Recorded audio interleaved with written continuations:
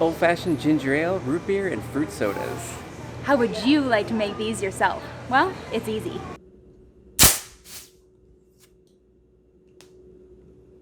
Ginger ale.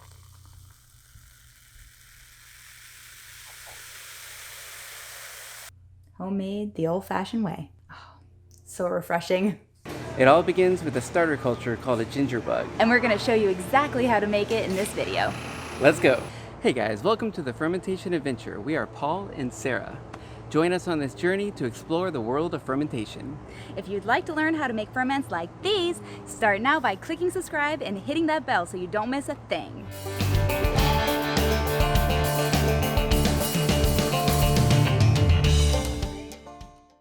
Today we are doing something a little bit different. We're doing a foundational video. This will be a series of videos that starts with this one because today we are making a ginger bug. The thing we like to make most with the ginger bug is ginger ale, of course. And with the ginger bug, you can make a lot of different things. So you can make naturally fermented sodas. So from fruits, so a fruit soda, that would be taking actual fruit and mixing the ginger bug with it to make a soda. You can actually buy a bottle of fruit juice. So maybe pineapple juice, apple juice, any kind of regular juice, but the only problem with that juice is not alive anymore. It's already been pasteurized. So we need the living component in there. And we're gonna add the ginger bug to it so the bacteria and yeast will eat the sugars, and then when you bottle it, it creates all the fizz and all the fun, all the good taste. We're gonna take ginger, we're adding sugar and a little bit of water, and we're making a culture of bacteria and yeast. And it's gonna be stable, and you can use that to make other sodas. If you're making a soda and you put it in a bottle like this, you're carbonating it. A soda, it's, you know, soda water, it's bubbly. Lots of bubbles. Fizzy and fun. It's something that kids like to drink. But we're gonna make it a little bit healthier. It's gonna be a living culture. It's gonna be good for the intestines, good for the microbiome. Things like ginger ale. And good for my taste buds. Yes, good for the taste buds. Really good. And on other videos you can find right here on Fermentation Adventure, we're gonna show you how to make those fruit juices that bubble so nicely, and we'll do all that good stuff. But this is the starter that you need. We're gonna use a starter culture, and that's called a ginger bug. So let's get started. We have a beautiful ginger here. I mean, look at that. It's multiple layers.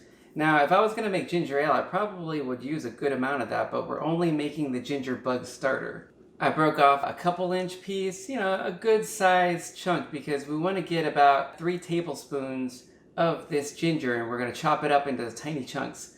Now, there's a couple different ways you can do it. A lot of recipes might call for grated ginger, but I like the cubed ginger because then when you go to strain it later, it's easier to strain and it doesn't get stuck to the strainer. And of course, you probably want to get organic ginger because, you know, the pesticides and herbicides, and if you can grow your own, it's actually pretty easy. You can take that, plant it in a pot. Maybe after a season you'll have a big ginger root.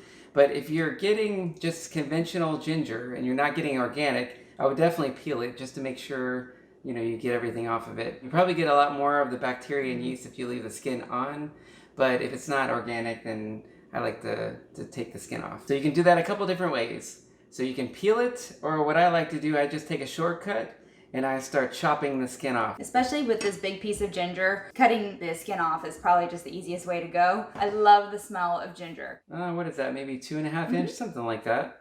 You know, it's probably about the size of 2 thumbs. Just chopping it up into tiny slices. So now that we have the strips like this, I'm actually gonna cut it into chunks. Yeah, the cutting board keeps moving. So the cutting board keeps moving, and I forgot to put a little bit of a damp paper towel underneath the cutting board, and that way it won't move when he's cut. Here you go. Yeah, just get it on there. It's firm. Now it's not gonna go anywhere. All right. It's stuck. So now we want about 3 tablespoons of this cubed ginger. And we're going to put that directly into the mason jar. Yep, right? into a 1-quart mason jar. All right, so here's our 1-quart mason jar, and we're gonna measure about 3 tablespoons of this. Oh, it smells so good. Now we want the same amount in sugar. I think if you use pure white sugar, it probably works the best because the unrefined sugar still has a little bit of molasses in it, but we're gonna try it anyway. That's what I've always used, and it always seems to work for me. And what we're looking for is 3 tablespoons of that. So we have equal parts of the ginger and the sugar. Okay, so now we got our sugar in there, and you might be thinking that is a lot of sugar. That's not very healthy. But whenever you're making a culture, so say you have the bacteria and yeast, think about wine. You start off with really sweet grapes, and all that yeast and all the bacteria, they eat the sugar. So you're not going to have very much sugar left. And is there a reason that we're using a small amount right now? Because there's not very much in the jar. We're actually starting with a little amount, and we're going to feed it slowly over about a week. So about a period of a week. So we're going to feed our bug. Yeah, we're feeding the bug. We're growing our little bug from a little infant up to a big bug. So we start with the 3 tablespoons. And every day we're going to add 1 tablespoon of the chopped ginger and 1 tablespoon of sugar. First, since we're starting off with this little amount, we have to add the water. Otherwise, it's not going to do anything. We're just going to get crystallized, sugar ginger. So now we need 2 cups of non-chlorinated water. You can use filtered water. We just buy some distilled water. We want to make sure there's no chlorine, because if you have chlorine, it's going to kill all the bacteria and yeast, and we don't want that. We want it to be living. No chlorine. I smelled it.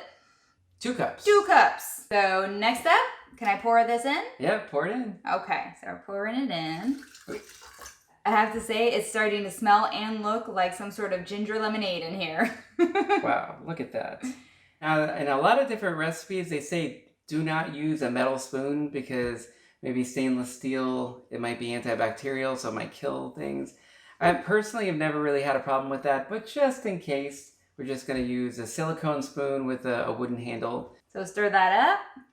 We want to make sure all of our sugar is dissolved because you want it to be incorporated into the water, completely dissolved, because all those bacteria, they want to eat that. So if we can make the sugar molecules a little bit smaller, where they can chomp down on that and make our good ginger bug, that's what we want. Oh yeah. At this point, it's probably going to look a little bit cloudy. You're going to see the chunks floating around. Most likely, once you're done, they're all going to sink to the bottom. Now that we have all of that incorporated, we have our ginger bug starter. We can't really use it yet. We have to wait. It might take, maybe about 7 days. So I've got a little bit of a cloth, like a wash towel, will do just fine, and a rubber band. So we're just going to cover that just to make sure that nothing falls in there and it doesn't also cross-contaminate with anything else you have fermenting. You don't want to sit it next to any kind of like a sourdough starter. You don't want to put it next to a kombucha SCOBY because they could cross-contaminate. They might cross-culture. And does it matter if the light gets to it? Like this is actually covering quite a bit of the light. Does it matter? Will it kill any of the bacteria? So if you have it in a windowsill, it's possible that the sun over a period of days might actually sterilize it. So you might want to keep it away from direct sunlight. Indirect is not really that big of a deal. So we're going to feed our ginger bug every day. We're going to show you what that looks like every single day as our ginger bug grows. And then hopefully we'll have a working ginger bug with between 5 to 8 days. This is what to expect. Kind of seeing already some bubbles forming, which is a really good sign. But otherwise it looks fairly cloudy and it's separated. It's looking pretty good. You see those bubbles right in there?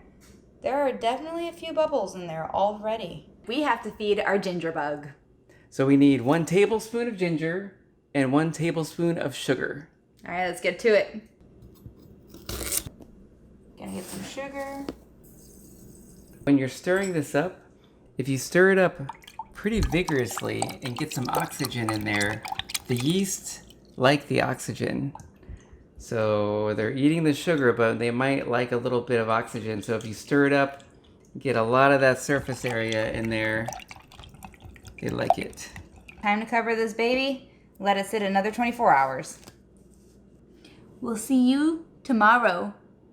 Here we are, day 2. Let's check it out. See what's going on in here. Ooh, look at that action. A lot of bubbles. It's a good sign.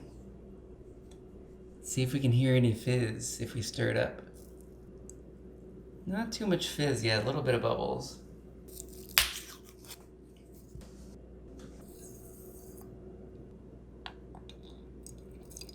Stir it up. Perfect. Ooh. Hey guys, it's day 3. You ready to see what it looks like? You're gonna be surprised. Ta-da! There are bubbles today. And I mean quite a few bubbles. It looks kind of frothy on top. It looks like our ginger bug is working. It's definitely working. You see all those bubbles, and we're gonna feed it for probably a couple more days, and we might actually be done with it before 7 days, because it's looking really good.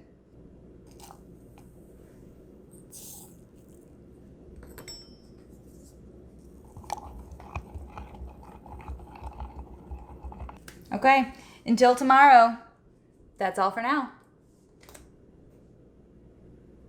You should see all of these bubbles. Let's have a smell of this.